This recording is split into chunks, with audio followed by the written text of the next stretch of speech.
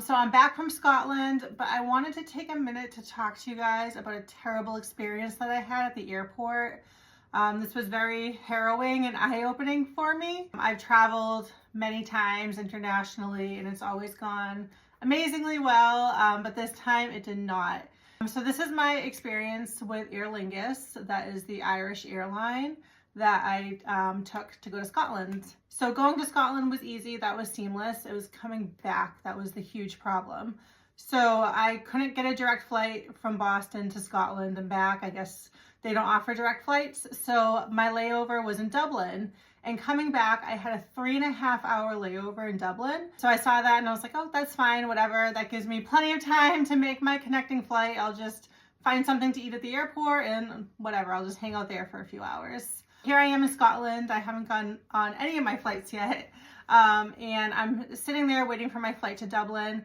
And then I see that they changed my time. They bumped my flight up a couple of hours. And I didn't know why. But then suddenly they made an announcement that all flights have been grounded in Scotland because of technical issues with the air traffic control. So they were grounding all flights for now, but it should be back up and running soon. So I was like, all right, well, luckily my layover is 3.5 hours long, so I won't miss it still, even with a 2-hour delay, that's fine. So my flight was late for 2 hours, and then I saw on the screen that it went from another like half hour, so now it's delayed 2.5 hours. And I was like starting to get a little nervous, and then it got delayed 3 hours, and I was like, oh no. And then it went to like 3 hours and 30 minutes, and I was like, well, I'm not going to make my connection. That's never happened to me before where I ended up missing my connection.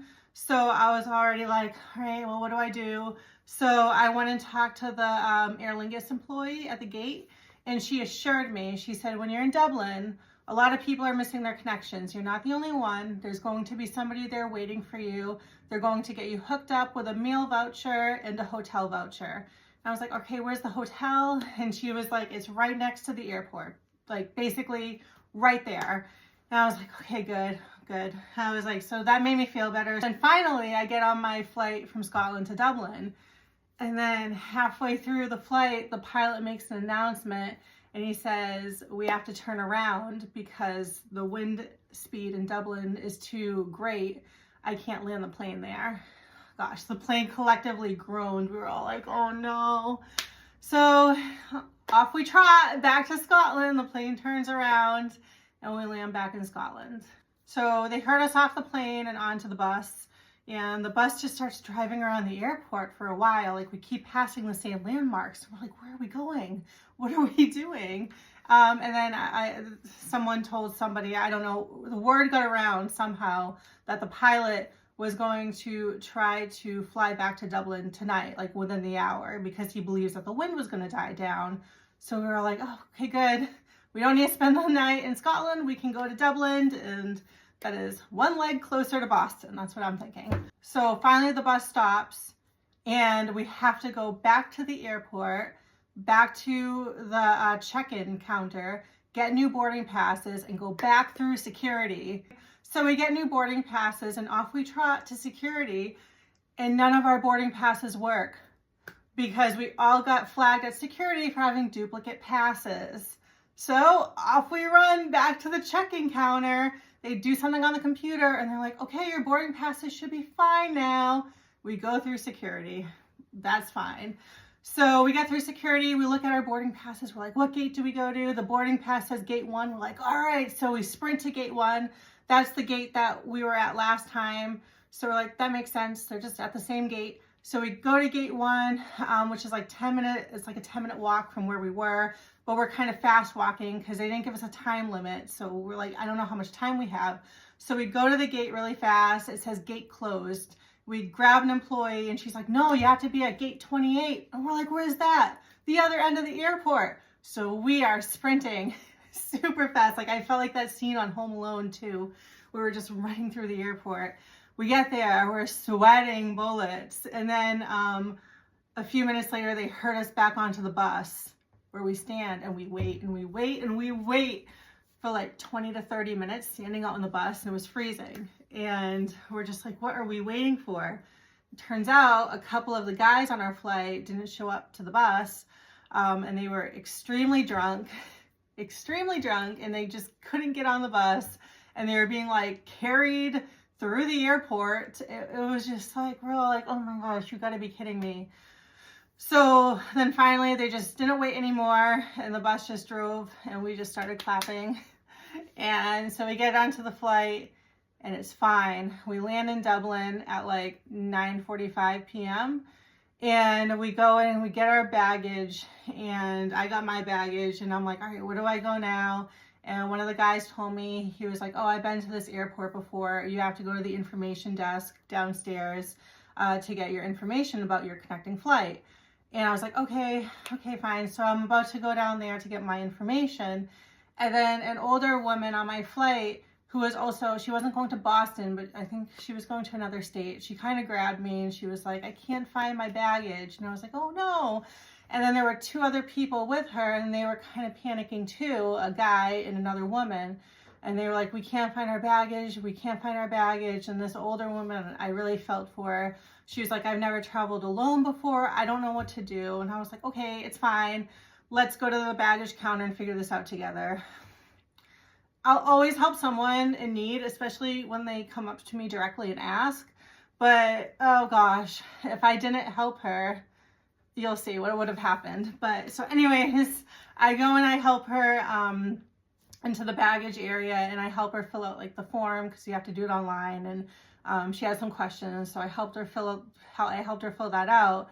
And the other woman was doing hers, and the guy, he was getting so mad and so irritated. He started screaming and swearing at this poor lady that was working at baggage claims.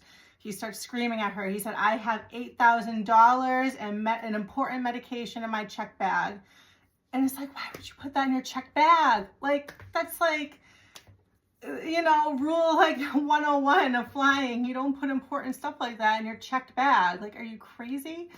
But whatever. So he did, and he started screaming at her. He was like, I saw her get on the plane. I saw her out my window. I saw the baggage. It has to be here. He started screaming and swearing, and we're just kind of like the three like of us women, we're kind of like embarrassed. We're like, okay, we don't really want to be like associated with this hothead, so we're gonna like just go over there. So we asked the woman at the counter, we're like, where do we go to get our information about our connecting flight? She said, they're waiting for you downstairs at counter 20.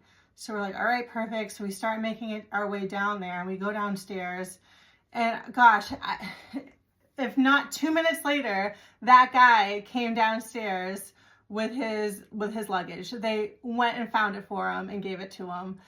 And the women were like about to go back upstairs, and he was like, no, don't bother. She said she was leaving just now. And we're like, okay, so you were rude to her, and you yelled at her, and you screamed at her, and you swore at her, and you got your luggage. And these two were so nice to that woman, and they got nothing. Fantastic. I just thought that was so horrible, but what can you do? So here I am thinking that you catch more bees with honey than vinegar, but I guess you don't. That's a lie. So I really felt for these two ladies because they were so nice, but oh well, what can you do? We're like, all right, let's just find counter 20 and get this show on the road here. So we go downstairs to counter 20, and there's no one there. And we look at all the other counters. Counters 1 through 46 are dark, abandoned, empty.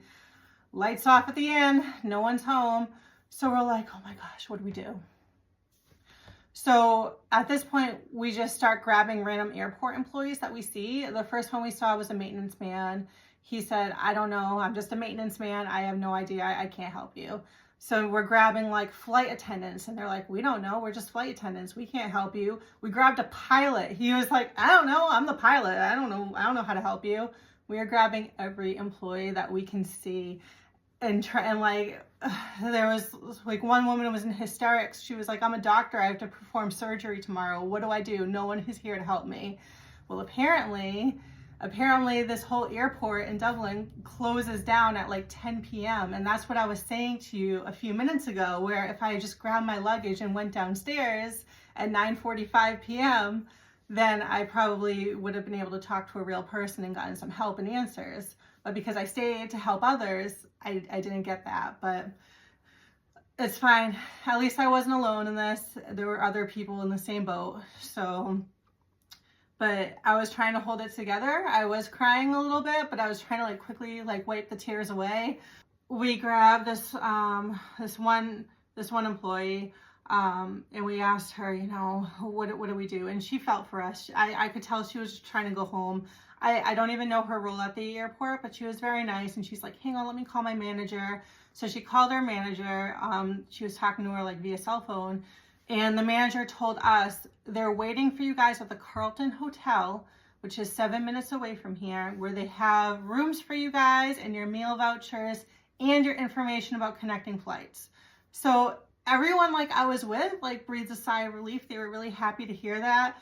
I was a little bit like distressful. I'm like, a hotel has information about our connecting flights. I was like, okay, but you know, whatever. They said they were waiting for us at the Carlton, so they must be waiting for us. So amazing. So we were like, all right, how do we get there? And she was like, there's a shuttle outside. And so just go out there and wait. And we're like, okay, great. So we go out there and we wait and we wait and we wait. And it's freezing, you guys. It's December in Scotland. Where was I? Dublin. It's December in Dublin. It's very cold. So we're outside freezing and we're like waiting for this like mysterious like airport bus. Where's the airport bus? Or the hotel bus, whatever it's called, the shuttle. And the guy and us, we just start asking like random like bus drivers that we see like these big coach drivers. And we're like, oh, do you have any information? And they're like, no, we don't know like what you're talking about. We're asking more airport employees as they come out of the airport. No one knows what we're talking about. And then finally we asked one coach driver and he was like, oh yeah, you need to catch the airport shuttle, which is all the way over there to the hotel. And that will take you to the Carlton. And we're just looking like all the way over there and it's blocked by this huge fence. And we're like, how do we get over there? And he was like, you need to go back through the airport and up that bridge and back down. And we're like, and he was like, you know what? I'll just drive you guys, get in. And we're like, are you sure? And he was like, yeah, just whatever. Just hop in. I'll drive you guys over to where you need to be. So we were like, fantastic. So he drove us over to where all the shuttles would be picking us up. And we thanked him. And one of the women tried to give him a $25 gift certificate to Starbucks, but he wasn't having any of that. So he's a very nice man. I'll never forget it. So now we're waiting and waiting for the shuttle. And about a half hour later it comes. We hop right in and they take us to the hotel. We go to the hotel. They have no idea about us. They have no idea. They were like, we're completely full here, so you can't stay here. And we're just like, oh, in a panic again, an absolute panic. We're like, this is misery. It is now, you guys, approaching midnight. And we're like, what do we do? I was like, do you at least have any food? And they were like, no, our restaurant is closed. And they were like, we'll figure this out for you. We have connections with other hotels in the area. So we're like, that's wonderful. So they called around to other hotels and they were like, we found hotels for you guys. You'll have to go in pairs. And the hotel was really nice. It was called like the Samuel or something, but it was a half an hour away from the airport. So we were just driving into like the heart of Dublin and I'm just like, we're so far away from the airport. How am I going to get back here tomorrow? Do I even need to come back here tomorrow? Because I don't have a connecting flight. I don't know when I'm going back to Boston, you know, so I'm freaking out. It was a very scary time. I'm texting my parents. They were like, you should have just stayed in the airport. And I was like, I know, but I'm worried about my things getting stolen. I have, you know, my 2 bags with me and my bag with like my passport, my phone and my wallet. And if that got stolen, like, I don't even know what I would do. No idea what I would do if that happened to me. So I was like, no, I need to just like get into like a safe room for the night. I think that's my best option. So I get to the hotel and they were really nice. And I told them, I said, the woman at the Carlton told me to book a taxi to the hotel. And she told me that it would be put on Carlton's tab. And the guy at the hotel was like, yes. He was like, what time do you want to leave? I whipped out my phone. I said, it looks like the first flight to Boston is at 11:40. And I really hope to get on that flight. I don't have anything booked. But, you know, pick me up at 7 a.m. He's like, 7 a.m.? That's kind of early for that flight. I was like, I don't care. I want to be back in the airport early. He was like, okay, 7 a.m. And I said, and it's booked through the Carlton, right? So they'll get charged for that. They told me that that would happen. He goes, yes, the Carlton is going to pay for that. And I said, okay, perfect. Sounds good. Thank you. So I get up to my room and I pass out, and it's at 1 a.m. now. But before I fall asleep, I couldn't fall asleep. I was like, I have to call Aer Lingus and just like figure out for tomorrow. I said, I know that if I go to the airport, I'll probably be fine, but I just need to like have a plan in place. So I call Aer Lingus, and they put me on hold for a while, but they finally got me on the 11:40 flight to Boston. So I was so relieved. I go downstairs and wait for the taxi. So now, I mean, you have to understand at this point, I haven't had a proper meal in well over 24 hours. Like, I was so hungry, but so exhausted because I'd only gotten a couple hours of sleep. I was just completely on edge and scared, really. I mean, I hate to admit it, but I was absolutely terrified. But anyways, I get to the, like 75% of the way to the airport, this guy, he says to me, he goes, yeah, they should reimburse you for this taxi. And I was like, what? And he's like, yeah, Aer Lingus should reimburse you for this. And I was like, what do you mean reimburse me? The Carlton was supposed to pay for this. He goes, I never got any payment from anyone. And I was like, oh my God. Like, that almost broke me right there. I mean, it's not that I don't have the money to pay for it, but I just didn't expect this. And it was like, I think it was the equivalent of like $70 for the taxi. Okay, fine, take my credit card. No meal voucher. I got a free hotel room, which is fine. But no free taxi, no free meal like I was promised. So I go to the Aer Lingus' desk and I check in for my flight, and I tell them about my situation. I was like, listen, I just really, the taxi driver, he was really helpful. He told me I should file a claim with you guys and get some reimbursement back. And they were like, yeah, we can't help you with this in person. You have to do it online. So I was like, all right, sounds good. So when I found out my gate and everything, I went and sat down, and I just pulled it up online and started doing it. And I didn't get very far at all because a question came up, super hard question, I guess. It was like, what is your first name? It must match the first name on your passport. So I typed it in and it said that was incorrect. Apparently, my first name isn't Kristen. Who knew? I couldn't file the claim online because it said that my first name isn't Kristen. So I was like, you know, whatever. I have my flight. I just want to go home. Anyways, I got back home. All was well. And I actually, after 12 hours of sleep and 2 amazing meals at my parents' house, I sent Aer Lingus a Facebook message. And I was like, I need to talk to a real person. I can't file a claim and I want to. So they did it for me. And they said they opened up a case. I don't know what that means or if I'll ever see anything. I hope I do, because I feel like if anyone's entitled to like a little bit of compensation, it should be me. If even just give me my taxi ride money back and I will be happy. I guess like the point of this, what I'm trying to say to you is that no one's there to help you when things go wrong. I mean, you get like a few small acts of kindness, like that coach driver that drove us to like the other side of the lot where the buses were. That was amazing. The taxi driver was really nice, who told me that I was entitled to compensation through Aer Lingus. I also didn't know that, so I probably wouldn't have looked into it if he didn't say anything, so that was really nice. But in terms of like don't trust people when they say like, oh yeah, on the other side you have a meal voucher waiting for you and a hotel voucher, and you have someone there that's expecting you and will be helping you through this like every step of the way. Don't bother. You're gonna go to a hotel right next to the airport. Don't worry about it. You'll be right there the next morning, and they'll already have booked your connecting flight for you. Don't even worry. And I guess that was just a false promise, because none of that happened. If I had been alone, I probably wouldn't have left the airport. I probably would have like found some way. I probably would have like put my passport inside my pants or something, to be honest. I don't know what I would have done, but I wouldn't have fallen asleep probably. I probably would have just stayed there staring at the Aer Lingus desk for hours like a crazy person. But yeah, that's my story. It was a really, really terrible end to my Scotland vacation. It was so terrible that I can tell you with confidence that if that was my first or even like second travel experience internationally, never. I would never travel anywhere again. Absolutely not.